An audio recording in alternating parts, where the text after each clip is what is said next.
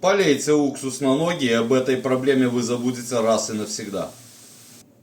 Если в гостях вам стыдно снимать обувь, потому что ваши ноги воняют, то хотел бы вас поздравить, но особо не с чем.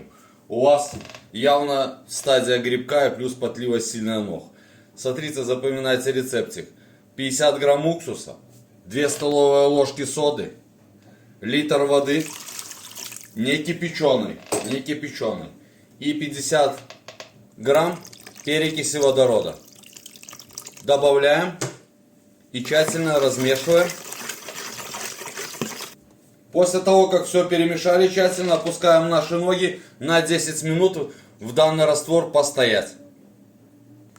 Через 10 минут достаем ноги и не моем. Оставляем их вот так вот полностью высохнуть.